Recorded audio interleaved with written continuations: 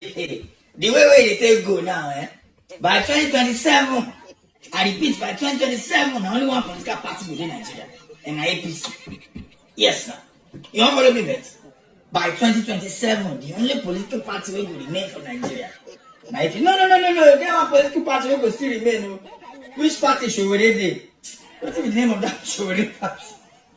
You know what I don't know finish. Because Showere just use our cash out. Showere no say till Jesus Christ come in no feel win any election. But based on say donation they always come every 4 years. Jarahina. Now they shout wayo. The people they even give the do na the wayo, now they cash them. Now every 4 years, you know that they just cash out. Yes now, every 4 years. Now be Showere. But you see, say LP, we don't even. I think, oh my God, the way they tell we take destroy LP, LP, look on nobody. They, you see, say now PDP will carry second, and then see, but see PDP right now. I said before the end of this month, the only people going to remain for PDP going to pass 3 people, maybe 3, like Dino Melaye, Bukola Saraki. And which other one go remain? I better put that one name we go because 3 of them go remain for there. Put a name for comment section. So as they go, so before the end of this month, only 3 people go remain for PDP. At this rate, too. At this rate. But you get one person where if that person try join APC, me don't they talk and say I go contest them because I get rights to contest them. Yes, now you think all those small print, all those terms and conditions, all the follow things. See me, I know the read them. Nothing for this life, I know the read. I read them because for the terms and conditions, me say if I get right, we have to say Obi, Peter Obi, you know if you join APC, like yeah, what's the point? You don't feel you get any position again. As in, some people there, you see, this is just an advice. Some of you are politically oath takers, you are political oath takers. New takers are coming, new political takers are coming. They are emerging. And guess who they bring them up? Now still Tinubu. Tinubu has seen they like that. That man, talent hunter. I think they like, if they look me, if you don't they look me, say this guy, where this guy you take calculate things, where this guy you take, you know, definitely this guy spends time thinking and all those kinds of things. Now those kind of people they see, you know, potentials in people like me. Not you. You know go see him. You now as I talk finish, you say mumu. Now you own that mumu. For me, no worry. New takers, new political takers, we are coming. Look us now, see us now. Imagine say you see me for billboard. Say, I know my real name, sir. Say you can't show it for president. Fine boy, you're not now. At least maybe we still change, you know, we'll change the dynamics. So that's why I said I'm wait till 2031. 2031, I will done day 50 thereabouts, you know. You see my gray, I always see package. I did for something else as a package. But now I see this, I will still package. I will even package fast like this. So, no, just relax. Jagaban knows what he's doing. Jagamafia, yep. Nigerian youths are not sleeping anymore. Nigerian youths are waking up because 2027 is at the corner, and I think they are not ready to vote in Tinubu again. And some people were like, hey, anybody that vote in Tinubu is not making well or planning well for him or herself. Hey, the APC are losing. Is it APC? Yes, APC are losing their candidate because of what President Ahmed Tinubu is doing to Nigeria. And some people came out and said it's a lie that President Tinubu will sit 8 years before he will leave the office. God, like God says that he will not allow the bad leader to lead us. We are hoping in God, because as a human being, even though we said what we said, if you don't go out to vote, even though you go out to vote, let me not even use the word if you don't go out to vote, even though you go out to vote, see, INEC will be the one that determine, because they will leave, they will they will bribe them, they will give them money, and money, the root of money is evil. So they will now do what they need to do. But I think the youth will not allow. I neck, hey, Nigerian youth will be on your neck if you misbehave like you misbehaved last turn. Or you could be your second name. Anyway, still your girl, you and two media. Thank you for watching. Thank you for always coming back to watch my videos. It's all about entertainment, celebrity G's, politics. We talked about a lot. We react to videos that Nigerian youth and a lot of people make their own opinion in their own different way. Okay, and I believe that you're going to enjoy it. Please like, comment, share.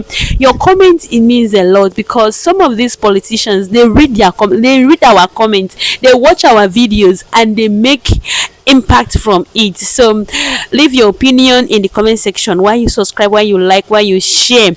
I would love to see you in my next video. And a lot of Nigerians can't think independently. They can't, I'm sorry to say, because you're just following the bandwagon to chant while they are achieving their ambition. Because I tell you, political ambition is it's not a collective ambition, it's an individual ambition supported by the collective. Let me say that again. I said political ambition is an individual ambition that is supported by the collective. The same people who are against APC today once danced on the stage when Buhari was inaugurated. Easy, but today Nigeria is possible. Wait. Don't let us be too. Wait, sorry. What's up with what did you just do now? No, I just sang a song. The funny thing, when these people talk, I just laugh, because for them they will tell you, if it was Oshibajo that APC brought, that we would have supported Oshibajo. Is it not also a Yoruba man? That shut up. Stop being an hypocrite, because all of you knew that if SPC had brought out Oshibajo, you would have used the baggage of Buhari to oppress him from winning that election. I'm not a fool. You were one of the most loved comedians, and ever since you declared your support for APC and the candidacy and the presidency of President Bola Ahmed Tinubu, there are certain quarters that hate you passionately now. They don't even support my shows anymore. Yeah, they don't. The thing is, you might not support me today, but I want to be 70 and 80, and I see my children enjoying the benefit of the sacrifice I've made today. Because I tell you wholeheartedly, not with any sentiment, if Bola Ahmed Tinubu cannot redirect the ship of Nigeria, no politician currently can do it. None. Not Atiku, not Peter Obi, none of them. None. Not with what I know about all of them. Somebody was talking with me one day. I know that this one is going to come with another backlash. But let's say it. Somebody was talking with me one day, and he said you are not supporting somebody. And I said, wait, if you heard that a governor once had a governor's aide, once had about 200 million naira cash in his car, that the governor said he should go and deliver it somewhere. And then the governor claimed that it was for contract. And they caught the person. That would you still support that kind of government? The person say, yeah, the people that whether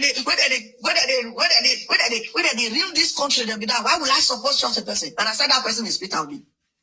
Google it. That person is Peter Obi.